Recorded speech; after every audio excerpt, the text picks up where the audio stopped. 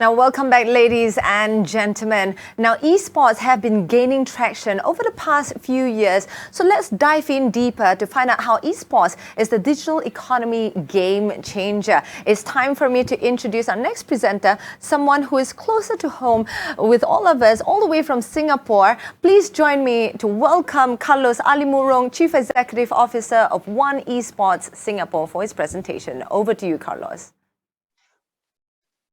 Hello, good morning, everyone. Thank you very much for having me here. Really love the opportunity anytime I get to speak about esports, which is a huge passion point for me and something that I've been super passionate for all my life. And now esports is the future of sports and entertainment.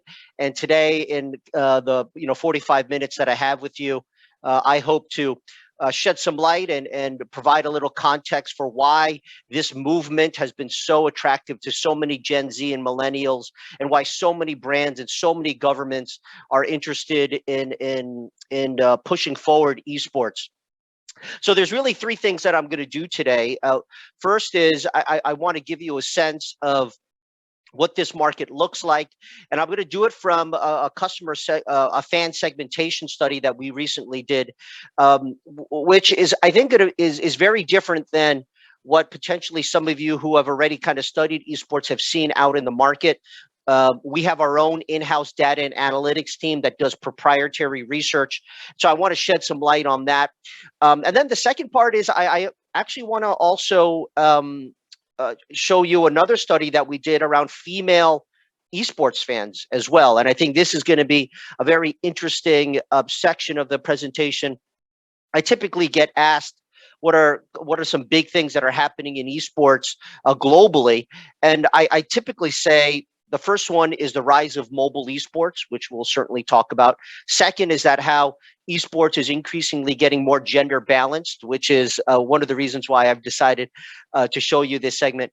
And then the third is that over time, just as you see now in PC esports, how the Chinese and the Koreans are the dominant source for esports talent, I think in the future, with the rise of mobile esports, you're going to see Southeast Asian esports athletes get onto that global pedestal. So let's go ahead and dive in here. Let me use my clicker. So the first thing, let me just very, very briefly just explain a little bit about who One Esports is. I have been CEO of the business for a little over 2 years. And in that time, we've essentially made One Esports to be the biggest, most influential esports media company in Southeast Asia. And one of the reasons why we've attained that stature is because of our content flywheel and the way that we connect and engage with fans. And the very short description of this slide is to say that when we tell the stories of esports heroes, when we get a brand involved in this space, we do it throughout the whole entire ecosystem. We're incredibly comprehensive in the way that we do our storytelling. We do it through large, big scale, live, world-class esports events. Our last big event was in April. It was a Dota 2 major. Think of this kind of like Wimbledon for Dota 2. It generated over 274 million views. We also own and operate OneEsports.gg. This already is the biggest esports news site in Southeast Asia, and globally it's ranked within the top 5. Our social media is massively scaled, as you can see here. We have also studio capabilities where we do long form, short form, and streaming content. And then we also have our own in-house data and analytics team. So just wanted to give you a context for who One Esports is and our role in the industry, which is really to be the storytellers and tell and share and celebrate the stories of esports heroes from Southeast Asia. I'm gonna the other consequence of this is that we've been very privileged to work with some of the world's best brands. These, as you can see here, are probably the most sophisticated buyers of marketing and advertising, and we're incredibly privileged to be working with them. And a lot of the reasons why they work with us is not only because of this complete content flywheel that we offer, but also because of our data analytics, which we're going to dive into shortly here. This is just, a very quick slide on how we approach our data and analytics with our partners. It's always around discovery, ideating, planning, measuring, and optimizing it over time. It's been a very successful approach for us. And some of the data that you're going to see here comes from these studies. And I wouldn't be doing this a fair job unless I at least spent a few seconds on methodology here. What you're about to see is the insights from 5 different studies that we did over the last essentially 12 months, combining both quantitative and also qualitative research. These are large-scale studies. As you can see here, we've surveyed over 25,000 people from Southeast Asia. And then we've also done some very in-depth one-on-one interviews as well to really get under the hood on some of these topics. All right, so let's dive into the first thing, which is segmentation and how we think about the market. The first thing that I'd love to start with is just size. First of all, this is a massive space.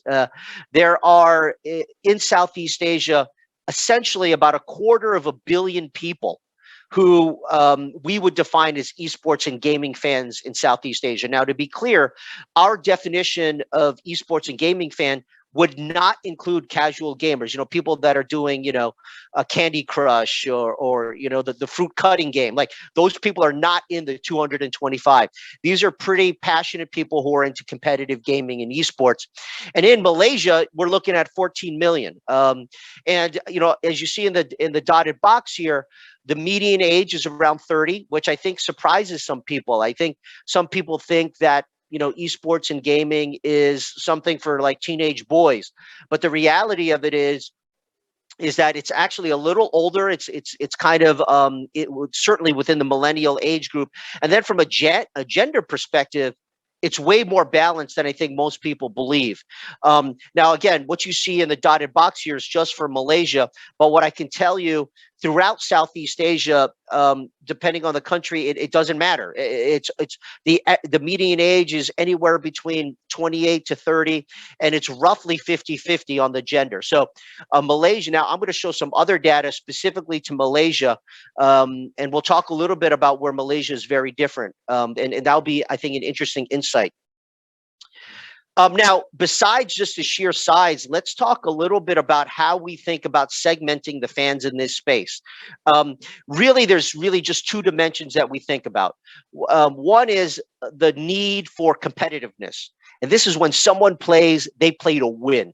And when they win, they want the world to know. They have this big need for connectedness. And then across these 2 dimensions, there's essentially 4 segments that we have recognized throughout all of our studies.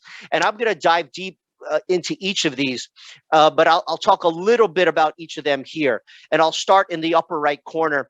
Esports fanatics. As you can see, these are people who, when they play to win, and they have a very high need for connectedness.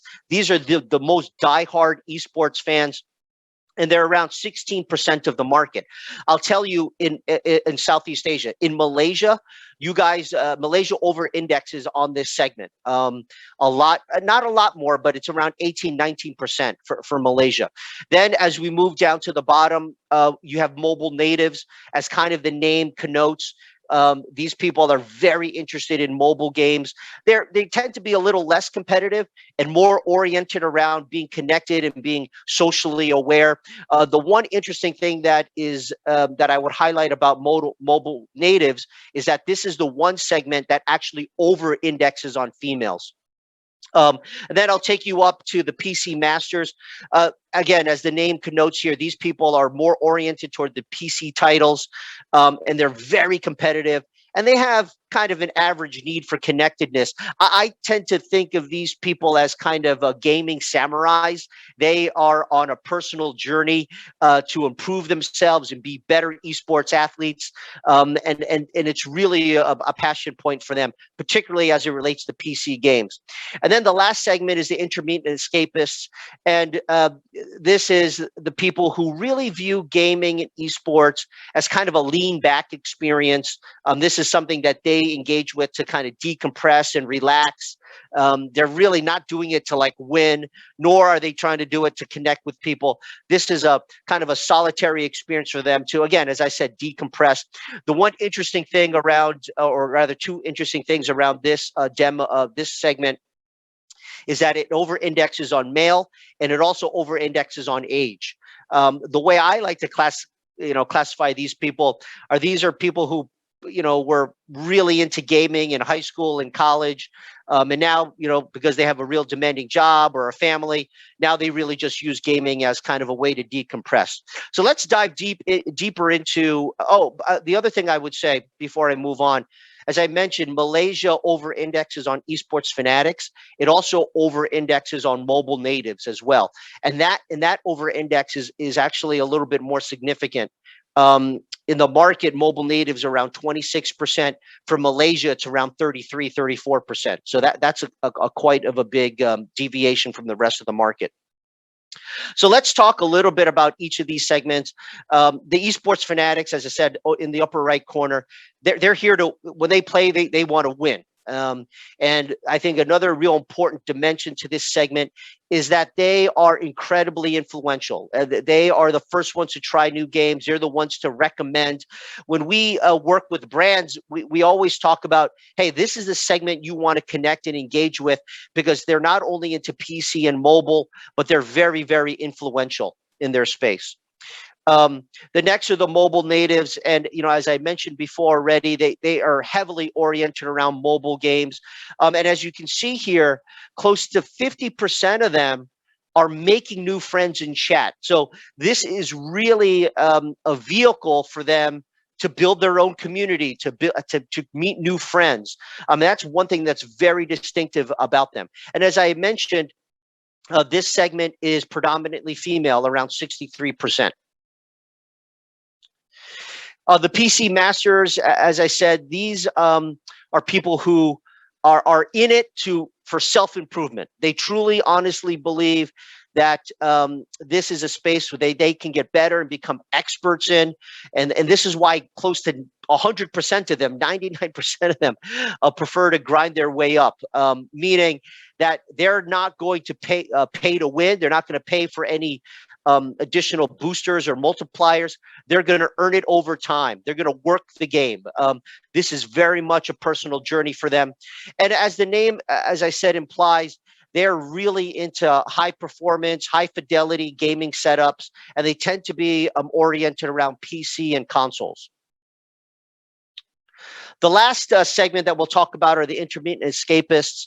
As I said, these are people who really view gaming as a vehicle to de-stress and relax. The types of games that they like to play in tend to be less complex. Games where you don't necessarily need to, go on the internet and try to figure out the gaming tips. It's kind of self-explanatory. You can get in and get out very quickly. Game snacking, as they say, is very popular with this segment. Even with that, though, when you look at their entire consumption of content, esports is still number one.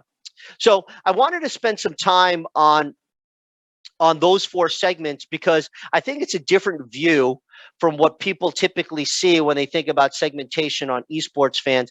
And I think the important thing that I'd like to mention here, and we'll dive deeper into this later when we look at the one esports community, specifically in Malaysia, is that this is an incredibly diverse landscape. And that's one of the big things that I always like to encourage people to adopt that point of view, because I think there's a lot of preconceived notions around this community being so monolithic and being very young and very male.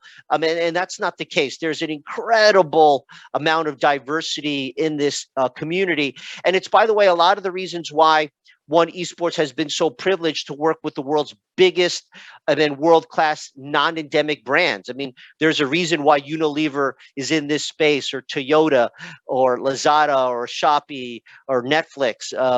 It's because it's an incredibly wide and very diverse community. I also, as I mentioned before, want to talk a little bit about female esports fans because, as I mentioned in the beginning, I really do believe that this is a mega trend that will only continue in this space. I think females are increasingly drawn to this space, and by the way, there's a reason for this, and really the reason is traditionally gaming has been something that has been relegated to like PC and consoles. But in this part of the world in Southeast Asia, as I think many of you know, mobile gaming and mobile esports are massively popular, and this is where Southeast Asia is at the vanguard. With China, with India. Um, the next generation of gamers and esports fans are oriented to mobile. And when it's mobile, what that equals is high accessibility. Everyone has a mobile phone. And this is a lot of the reasons why we see females getting involved in this space. Because whether you're waiting for the bus, waiting for the car, or taking a study break, or waiting for your food at the restaurant, it's very easy to game on your phone. So one of the things that is certainly one thing that I wanted to do was highlight what are some of the kind of the big differences between males and females in this space. The first one is that relative to their male counterparts, really view this as a bonding experience. And so when we talked about people using games as a way to meet new friends, for females, that's actually a big component of it. Second is around approval, meaning like they want to improve in this game so that they're respected in the gameplay, right? And they're respected as real esports players with really great performance and gameplay. They also follow esports teams, and esports influencers is a very big part of their gaming experience. They love to get to know the details and kind of get under the hood and peel the second and third layer of the onion on the gaming and esports influencers and their personalities. And then lastly, another big part of their experience is around self-expression, particularly as it relates to cosplay. Cosplay is the phenomena of dressing up like video gaming characters. And so these are really four big, I would say, differences between their male esports counterparts. And to dive a little bit more into this, what are they more oriented to versus their male counterparts? They're more likely to follow a friend's recommendation. For them, it's not really about the games themselves, but it's more about the teams and the personalities. They prefer mobile, as we've already talked about. And for them, this is kind of a bit of a journey of discovery, and searching for the right game, searching for the right community is a very big part of their experience. What is it less about for them? It's less about high fidelity and high performance. It's less about being the first to know. And it's less about ranking high. This is really, I think, the concept around this being a vehicle for meeting new friends and for self-discovery, I think, is a real poignant point around the female community around esports. The last thing I would like to say for the brands that are on this call is that the female esports demo is an incredibly attractive opportunity. And this is just the tip of the iceberg on what we know about esports fans. But relative to their male counterparts, they shop more often. They spend more money on e-wallets. They are actually have a higher proclivity to get into a checking or savings account or financial services. And even as you see here, our knowledge of our fans is quite deep, and they even have a higher propensity to buy insurance. So again, these are just little examples of the commercial opportunity that's available to brands who are speaking to and want to engage with female esports fans. Now, the other thing that I'd like to do is a lot of the data that I've shown you has been kind of at the Southeast Asia level. There have been little tidbits around Malaysia, but I thought it would be useful to spend a few slides and specifically talk about Malaysia and Malaysian fans. And what I'm about to show you is a cut of our knowledge of our Malaysian fans. So the one esports community, what does the Malaysian fans look like? The first is we, again, because of our content, because of the way we tell stories, we are very privileged to to attract Malaysia's most passionate, engaged community on the dimensions of spend, on watching content and playing these games. Our community of Malaysian esports fans relative to Malaysian fans who don't follow one esports, our fans spend more, watch more, and play more. Not only that, they're incredibly influential when it comes to being a trendsetter, when it comes to being socially connected. Our Malaysian fans over-index on those dimensions across a lot of other things like celebrating heroes, really love watching and attending live esports events, whether that's in person or virtual events, and they're highly competitive. Another thing that I love to show, and I talked a little bit about this before, is the diversity of this ecosystem in this community. And this is certainly the same case with our Malaysian fans. And again, this is just a little bit, kind of a small slice or a few slices of the data. Our knowledge is obviously way deeper than this. But from moving left to right, they tend to be tech savvy shoppers. They tend to be foodies. And then what I love to show, because I think this really contradicts a lot of preconceived notions around this community. Our Malaysian fans are close to 3 times more likely to exercise every single day. And they are more than twice as likely to engage in community service. Now, that's not surprising to me, primarily because one esports really serves esports fans, and esports fans are all around performance. And if for all of us that know anything about sports, that eating right, eating healthy, sleeping right, having the right mental health is only going to result in better performance on the field and also in gameplay in esports. So it's not surprising that our community has a higher propensity to be working out every single day.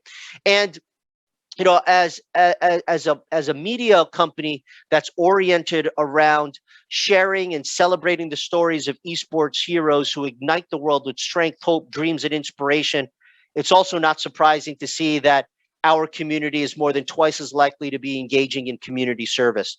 So I really love to. Here's actually, I forgot there was this slide. And then just to link it back for the brands that are on this call, our community in Malaysia is also a very lucrative community to be talking and engaging with across multiple content categories. Auto, which includes, cycles, gaming, smartphones, telco, computers, audio, financial products. Our community all over indexes on their intent to purchase over the next 12 months, right? And so not only is this a lucrative market, but in the combination with the previous slide that I showed you, the fact that they're living these incredibly diverse lives outside of their gaming experience means that there's a lot of different hooks, a lot of different angles for a brand to enter this space and be relevant and be credible to this community. So I wanted to this is kind of my last section, and then we can kind of get into Q&A. I wanted to show you what this looks like in real life. When we work with a brand or a big partner, how do we take our platform and really tell that story and also bring in a brand in a credible way?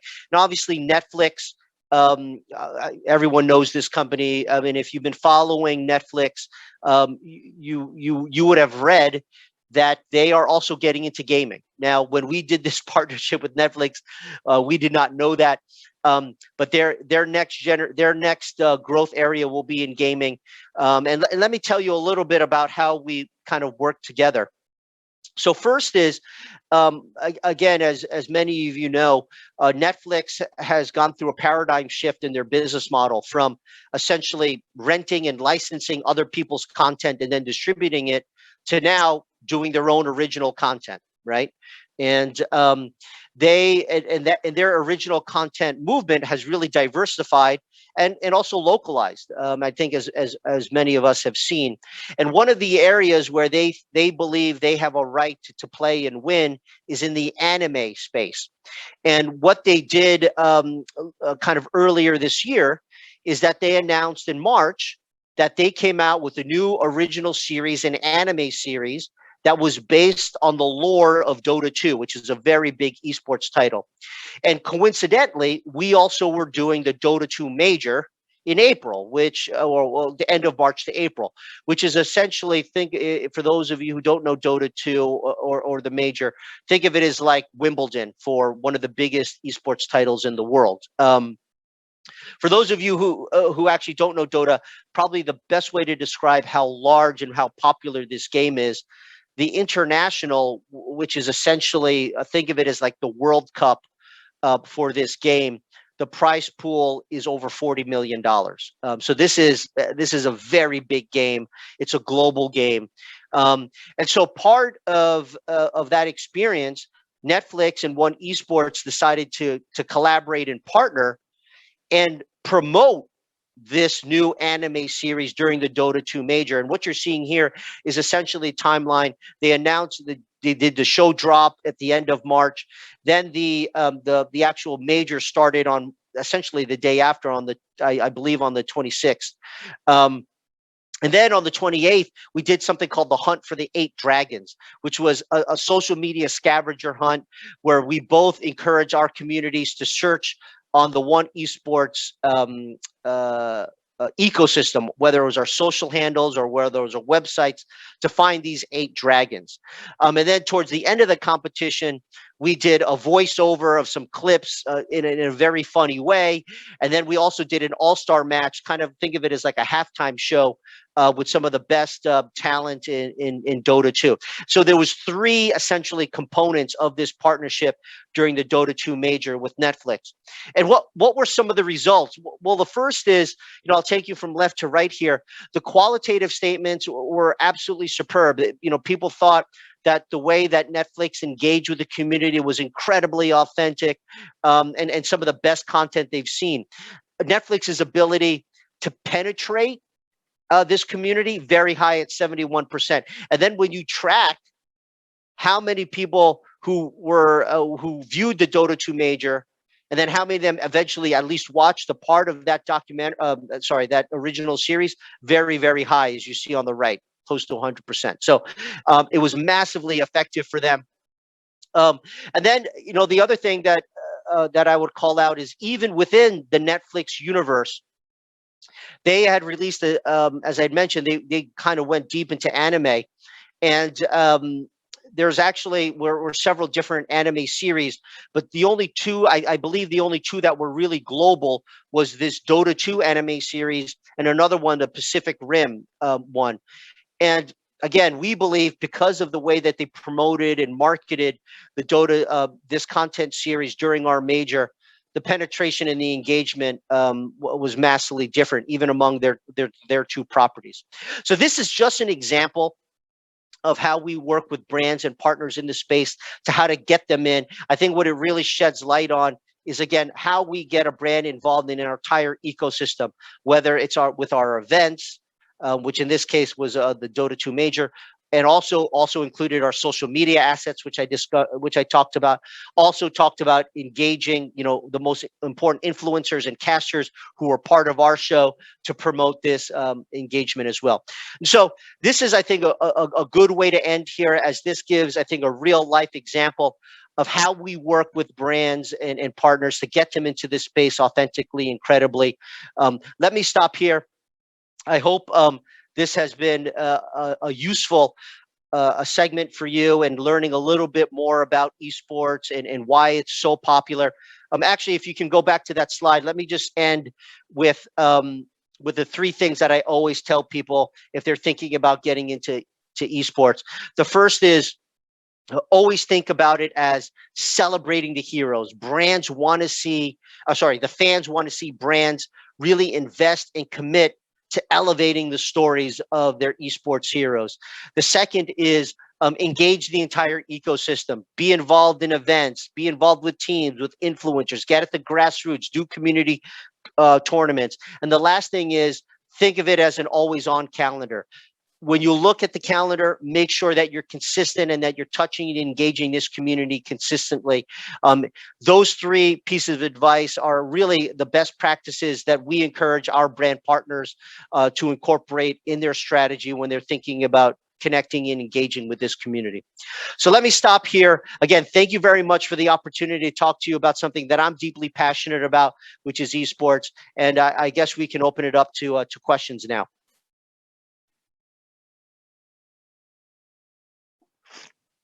Oh, wow. WhatsApp. Okay, cool. Let me, okay. All right. Okay. So this is a good question. And I apologize. Usually when I do Q&A, if someone puts their name in, like I usually, thank them. But in this case, I don't know who's asking the questions. But I'll repeat the question. Esports growth is expected to double in the next 3 years, which will be about $3 billion in revenue. How should Malaysia position itself to enjoy the piece of the pie? This is a great question, and so first of all, Malaysia is not the only country in the world that is interested in understanding how to really encourage esports. I've had the fortunate opportunity to advise governments here in Southeast Asia on how to develop a national program, and also to talk to CEOs of very big brands and companies who are also interested in developing this. And what I like to say is, if you look at kind of what I would call the three big markets for esports, the United States, China, and Korea, and you look at how they over time have developed a real robust and sustainable esports community, which then leads to the revenue opportunities. There are certain things that happen. First is there's a very strong collegiate support, whether that's actual scholarships for esports athletes, or whether that is actual collegiate programs related to the professions that are involved with esports, like broadcasting, sports management, team management, game development, graphic design, right?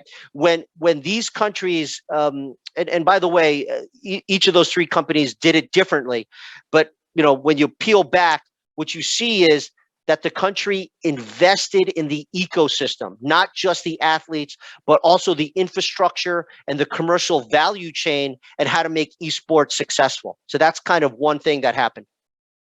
Second thing that happened is kind of, and this is tough for some countries, is a mindset shift, which is a recognition that esports athletes are athletes, that what they do is incredibly unique, and they're very, very special people in the world. I mean, when you think about, let's take Mobile Legends, for instance, which is one of the biggest games in Southeast Asia. How many people can play that game professionally? Very few people, right? Depending on the league, there's anywhere between, I believe, 8 to 12 teams, and each team probably has a roster of 7 or 8 people. Very, very few people are good enough to be pro-level athletes.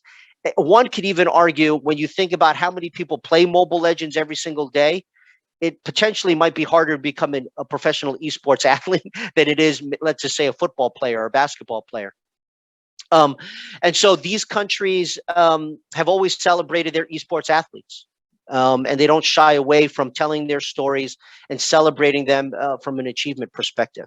I think the flip side to that also, though, and I've been very honest with young men and women who want to be esports athletes. I tell them it's very hard, very, very hard. And if you want to be an esports athlete, you really got to be dedicated, and you got to think about it as a profession. And that means you got to eat right, you got to sleep right, you got to train right, you got to have the right mental health. And even when you do all of those things, it's not a guarantee to become a professional esports athlete, right? And so those are the things that I think happened. One is there's a strong collegiate support. People really focus on the storytelling, and then the athletes themselves, the people that are involved, really understand that they got to sacrifice and they got to persevere to make it to the top.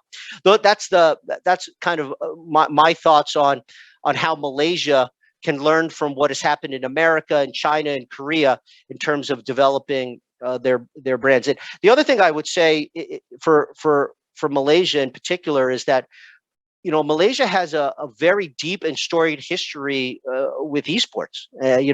One could argue that some of the best Dota 2 players have come from Malaysia. Malaysia has a very competitive Mobile Legends Pro League here, probably one of the better leagues in the region. So the DNA is here in Malaysia to really explode and take advantage of it. Let me look at the next question. So, the next question is, how can Singapore and Malaysia work together to be a strategic partner in esports?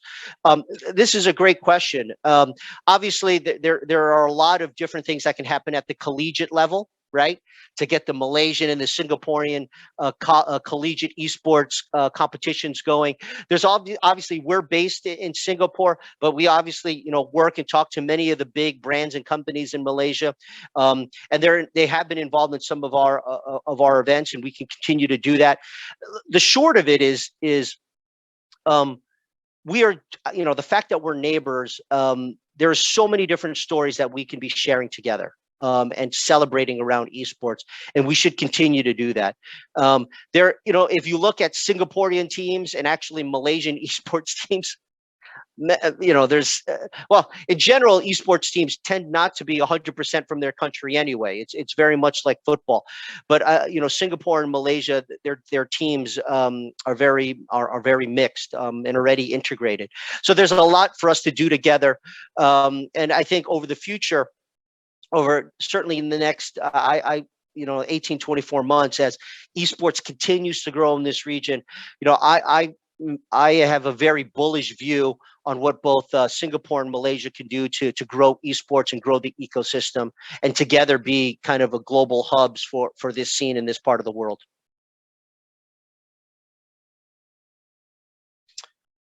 So that's it in terms of the questions that I've gotten. Again, thank you very much for the opportunity to speak with you today. It's, as I said, it's a huge passion point for me to speak about it. As I said, I think it's the future of sports and entertainment. And if anyone is interested in learning more, please reach out to us. My email is c.alimurung@oneesports.gg. Would love to hear from you. Thank you very much for the opportunity. Bye.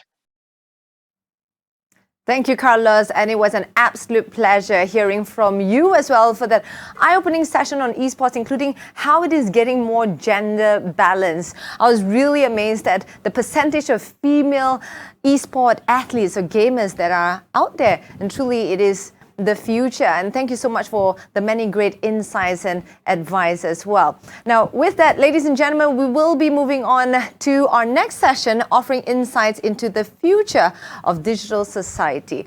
As always, do fill up the survey of this session before we move on to the next. We'll see you soon.